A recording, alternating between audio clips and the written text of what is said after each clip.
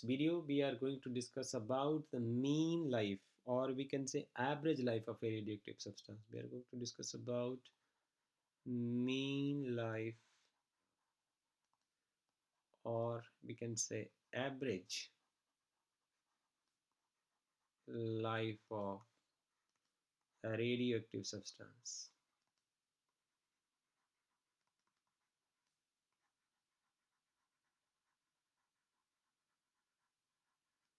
We are going to discuss about the mean or average life of a radioactive substance. So the article will be so simple and interesting, you will find. तो सबसे पहले हमें mean life को define करना है कि mean life क्या होती है, और मीन लाइफ को डिस्कस करने की हमें रेडिएटिव सैंपल में ज़रूरत क्यों पड़ती है. तो जो मीन लाइफ होती है, the mean life of a radiative substance is equal to sum of all sum of lives of all nuclei. This is sum of lives of all nuclei. आपके पास सैंपल है, एक रेडिएटिव सैंपल, उसके बीच में जितने nuclei है उनकी सबका जो टोटल लाइफ टाइम है वो divided by total number of nuclei present in the sample. Total number of nuclei present, total number of nuclei जितने उसमें प्रेजेंट हैं उसका रेशो आ जाएगा. सो इसको हम मैथमेटिकल फॉर्म में लिखें तो हम मीन लाइफ को हम टाउ से रिप्रेजेंट कर देते हैं, और सम ऑफ ऑल लाइव्स कितना आ जाएगा, टोटल लाइफ स्पैन आ जाएगा टी टोटल से, और जो number of nuclei present in the sample are n0 as you know before the disintegration process will start. अब सवाल ये है कि जो रेडियोएक्टिव सब्सटेंस है ये, मैं यदि ऐसा लिखूं यहाँ, यदि हम इसको ऐसा एक डायग्राम बनाएं, और इस डायग्राम में ये वाला जो पार्ट है वो एक रेडियोएक्टिव सैंपल को रिप्रेजेंट कर रहा है. इस रेडियोएक्टिव सैंपल में इनिशियली आपके पास n0 नंबर ऑफ न्यूक्लियाई है. Initially you have n0 number of nuclei, and at any time t these number of nuclei will become n, but these nuclei will take the infinite time to decay.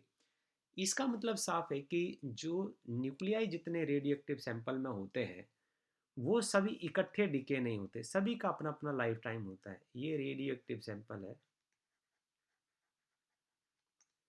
कोई एक radioactive sample आपने लिया, तो इसको ख़त्म होने में infinite time लगता है. इसका मतलब जैसे कई न्यूक्लियाई हैं वो हाफ लाइफ तक ही डिके हो जाते हैं, but some of the nuclei will take infinite time. तो यहाँ हमें ज़रूरत पड़ती है कि हम मीन लाइफ की बात करें.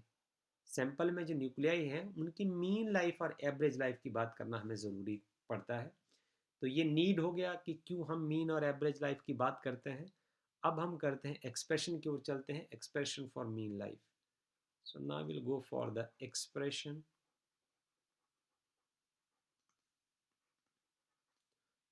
for mean life.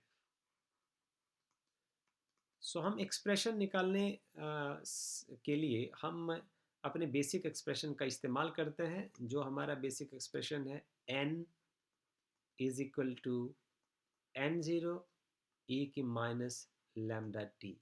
So this is the exponential form of decay law, जिसमें n ये बताता है कि किसी टाइम t के बाद नंबर ऑफ अनडिकेड न्यूक्लिया एक सैंपल में कितने होंगे, और n is equal to zero represent कि जब at time t is equal to zero this is the total number of nuclei present in the sample, and this the total time, and lambda is the decay constant.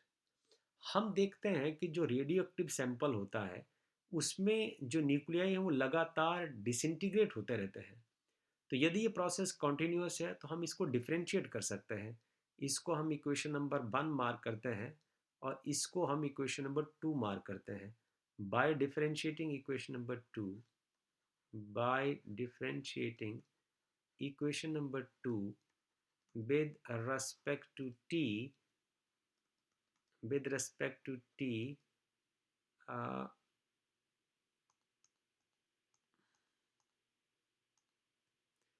with respect to t, I can write na dn upon dt. All right, this is equal to, now n0 is constant, you can take it out, and this is d upon dt of e की minus lambda t. Okay, so this will be dn upon dt. This is n0 e की minus lambda t, and then derivative of lambda t, that is minus lambda. तो आप इसको ऐसे लिख सकते हैं, this is dn is equal to minus lambda n0 e की minus lambda t into dt. This is dn upon dt. This is dn upon dt. Okay, so dn is minus lambda n0 e की minus lambda t dt. Okay, इसका मतलब क्या हुआ कि ये जो dn nuclei है ये अनडिकेड पार्ट है, ये किसी t टाइम तक जिंदा रहते हैं. So they survive, they exist for time t. So total lifetime, I can say now, this is equation number 3. So total time, so this total life of dn nuclei. तो हम कहें कि total life of dn nuclei, इनकी total life कितनी हो जाएगी, ये आ जाएगा, टाइम के यूनिट हो जाएंगे, और ये हो जाएंगे नंबर ऑफ न्यूक्लियाई, और इनका मैग्नीट्यूड लेना होगा क्योंकि यहाँ नेगेटिव साइन रोल प्ले नहीं करेगा. ओके, सो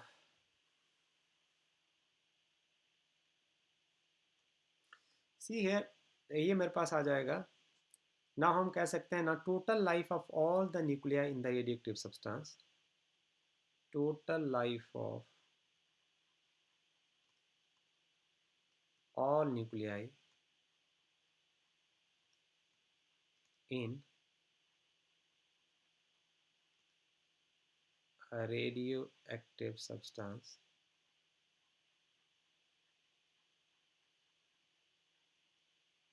टोटल लाइफ कितनी हो जाएगी.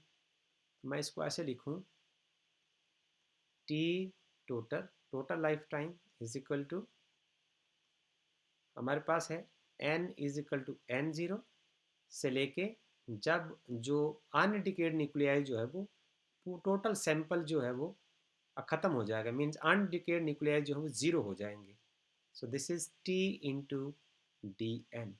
ओके, हम डी एन की हम वैल्यू सब्स्टिट्यूट कर देते हैं. हमें इसको मैथमेटिकल हम यदि लिखना चाहें तो हम ऐसे लिख सकते हैं कि जब n जो है वो n0 है, सो गए at that time t is equal to 0 at the start of the process, right? So these are the total number of undecayed nuclei, that is n0, and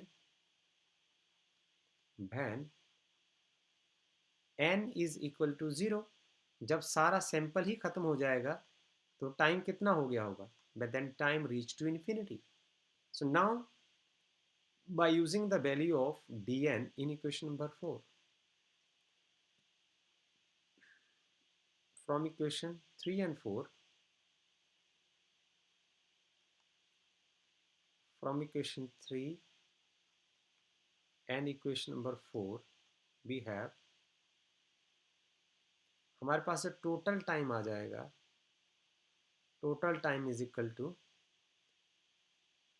magnitude of d n में से negative sign चला जाएगा, ये मेरे पास आ जाएगा lambda n0 can be taken outside, and we will have now t is equal to 0 to infinity, and in place of dn you can write now e की, now it is t time e की minus lambda t into D T. ये part हमारे पास बच जाएगा और इसको हम equation number 5 कह देते हैं.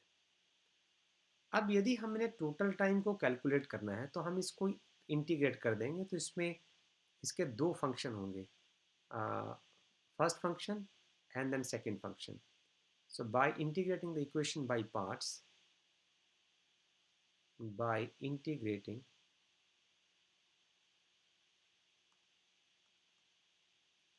equation number 5 by parts, is the method of integration. So इसमें क्या होगा, first function T total, T total जो है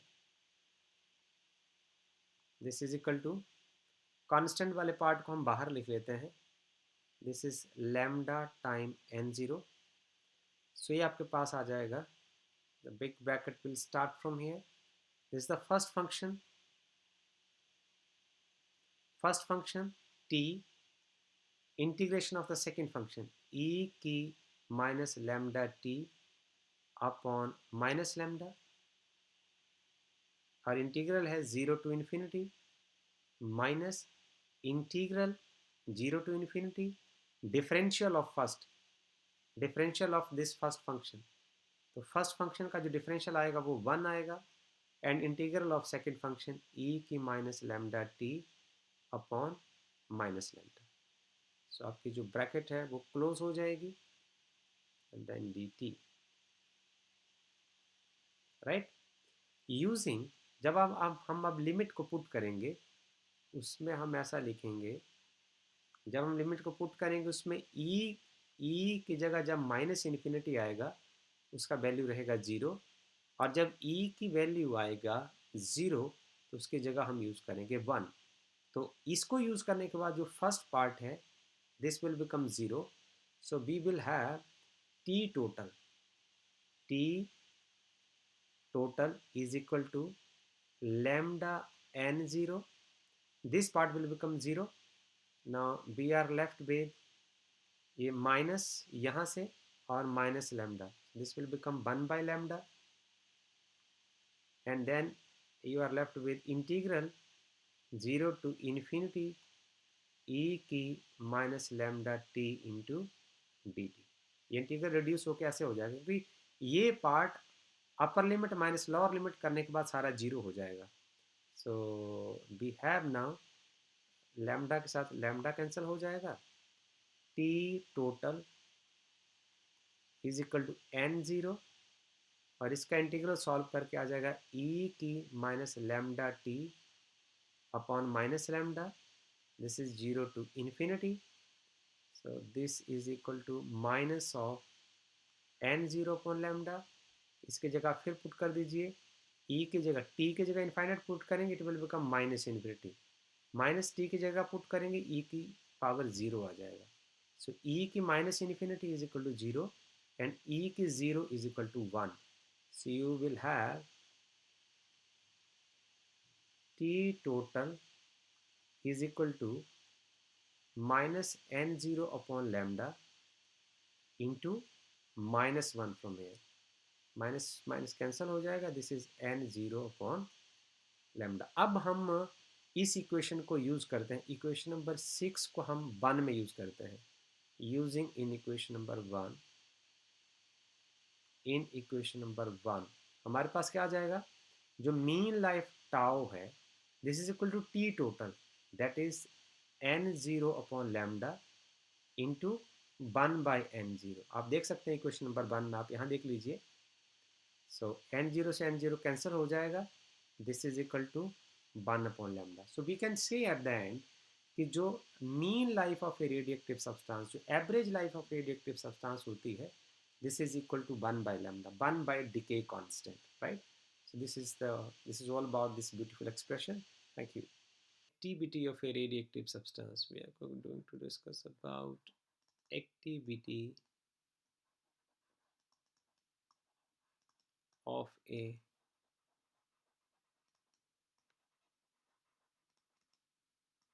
radioactive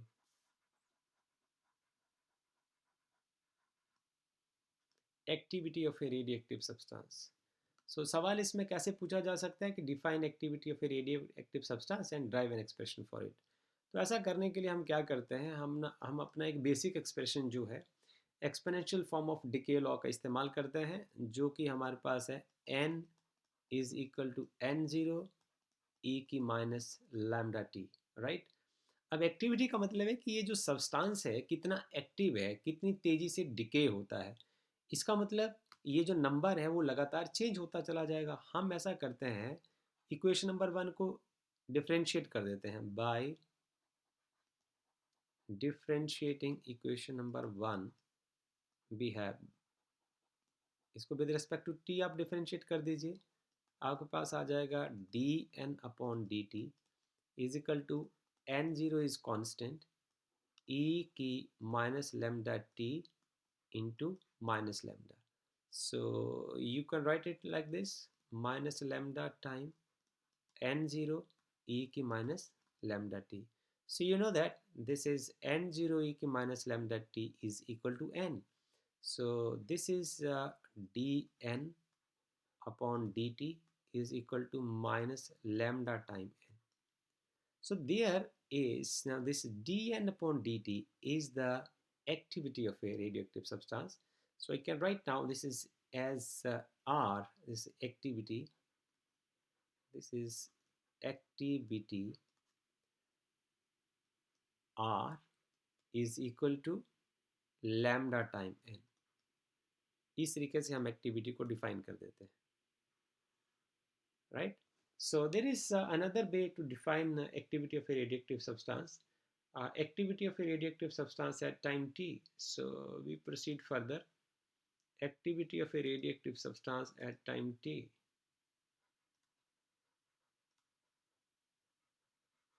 Activity of a radioactive substance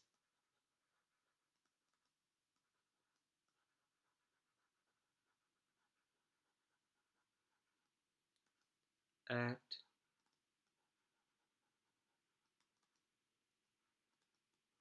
time t.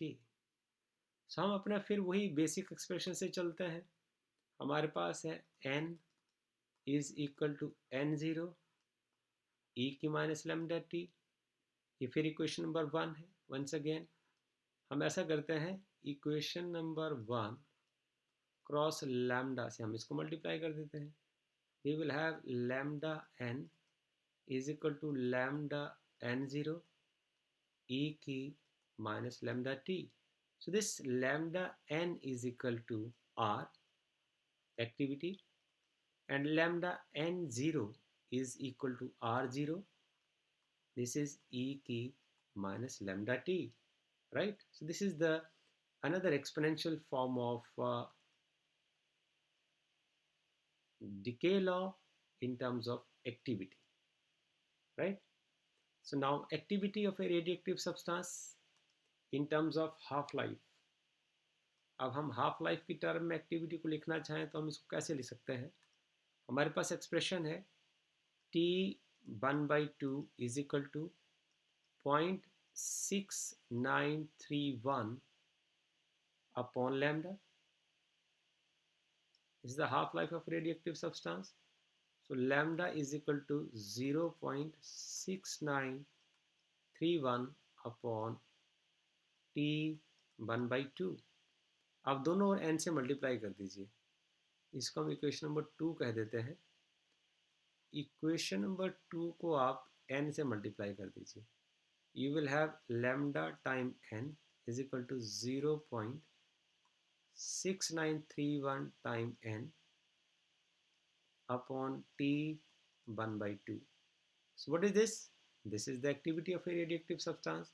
So we can write this R as 0.6931 time n divided by t half.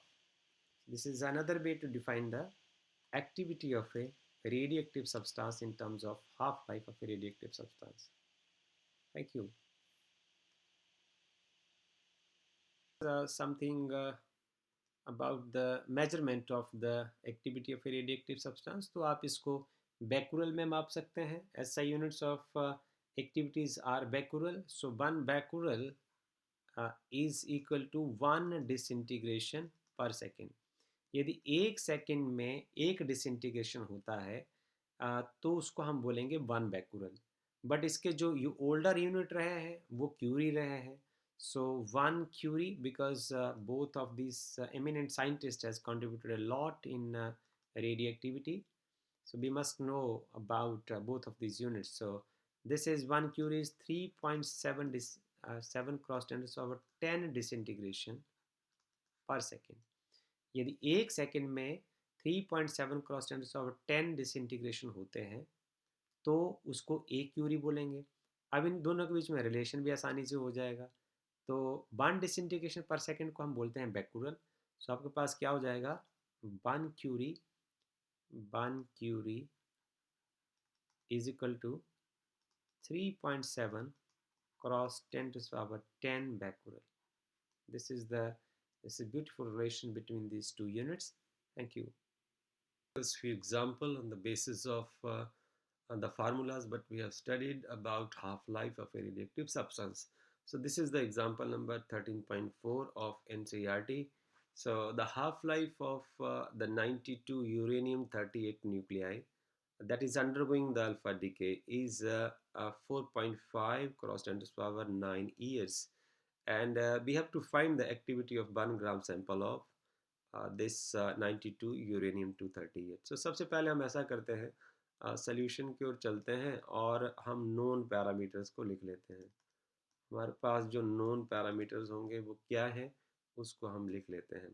तो known parameter हमारे पास ये हैं, the given nuclei is the given nuclei is 92 uranium 238. This is the given nuclei, a comma, t half life इसका क्या है, 4.5 cross 10 to power 9 years. But हम t half का जो यूनिट सेकेंड में करने के लिए क्या करते हैं, हम ईयर्स को कन्वर्ट कर देते हैं। 4.5 क्रॉस 10 टू पावर 9 ईयर्स में होंगे 365 डेज, डे में होंगे 24 आवर्स और आवर में होंगे 3600 second. So this much seconds would be the half life of this radioactive substance, and it will turn out to be 1.42 यदि हम इसको गुणा करें, and then it is 10 to the power 17 seconds, right? So अब हम दिखाते हैं कि हमें चाहिए activity of a radioactive substance. So activity of the radioactive substance is activity of a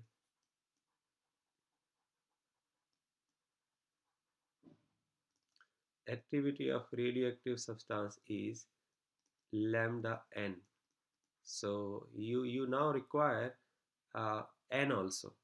So हमारे पास जैसे सैंपल है तो सैंपल से हम निकाल सकते हैं कि the 1 gram of the sample है, तो ये हम ये देखेंगे कि 1 ग्राम ऑफ सैंपल में कितने एटम्स हो सकते हैं, राइट?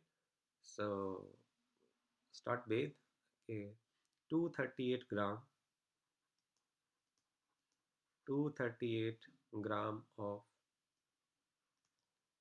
92 यूरेनियम 238 contain, इसमें कितने एटम होंगे, एवोगाड्रो नंबर के बराबर होंगे। 6.025 cross 10 to the power 23 atoms.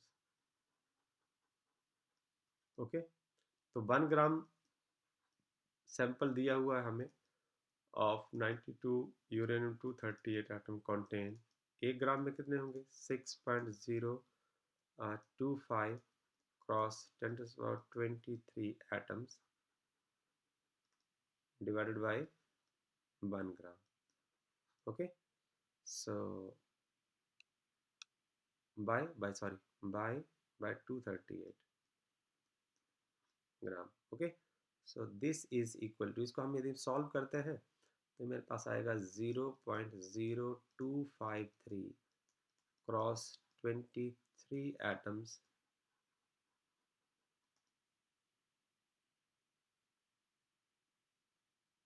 Right. और यदि हम इसको पर ग्राम,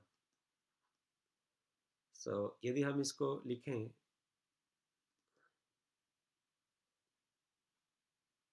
हम इसको ऐसे भी लिख सकते हैं 25.3 cross 10 to the power 20 atoms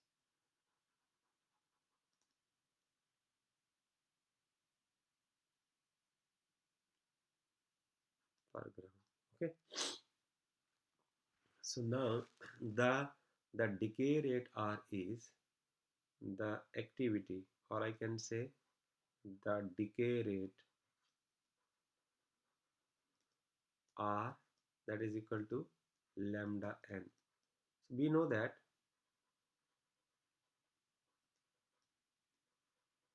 हम जानते हैं t half is equal to 0.6931 upon lambda. So lambda is equal to 0.6931 upon t 1/2. So आप यहाँ पुट कर दीजिए, activity is 0.6931 upon t half. This t half we have evaluated from here. This is 1.42 cross 10 to the power 17 second, and the value of n is this number is 25.3 cross 10 to the power 20 atoms, right? So यदि आप इसको solve करते हैं, I think you can do it well.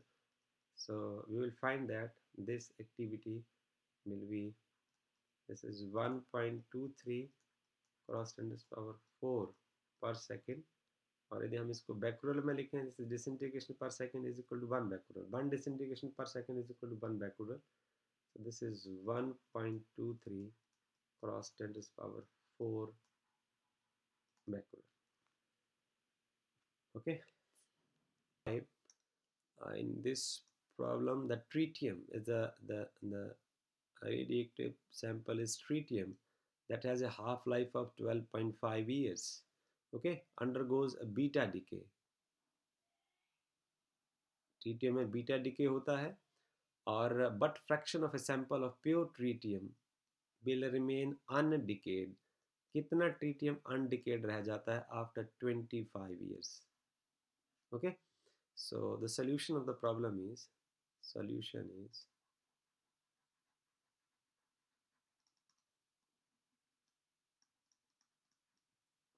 हम यहाँ देखें,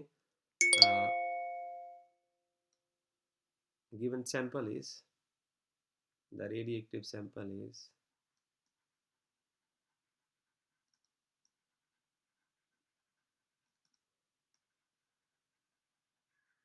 जो radioactive sample है, this is tritium, means it is 1H3. The second thing is the half-life.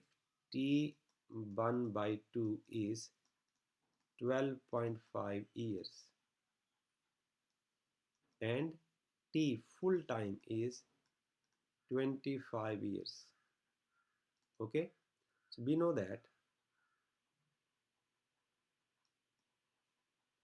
that total time is equal to n time t 1/2. That is what we have studied.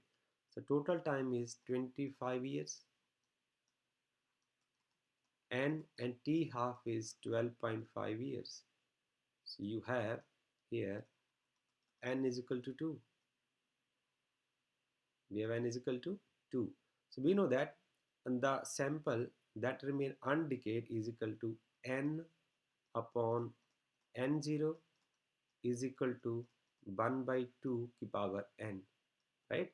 So this means it is n upon n0 is equal to 1/4, and n is equal to n0/4.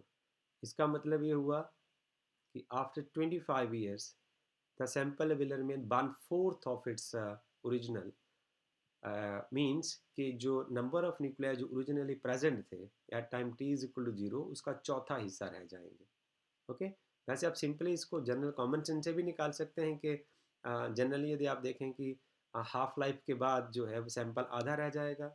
अब वैसे यदि हम देखें तो common sense से यदि आप निकालें तो भी आप जल्दी निकाल सकते हैं कि जो t1/2 होगा, जैसे शुरू में at t is equal to 0, another way, by another way हम एक अलग तरीके से निकालें, सिंपल वे से, कॉमन सेंस से, बाय अनदर वे. देखिए at t is equal to 0 the sample has n0 number of undecayed nuclei. So t 1/2 के बाद क्या हो जाएगा, these are n0/2, so 2t, so this part is 12.5 years. Right, सो आधा रह जाएगा, सो 2t 1/2, 2t 1/2,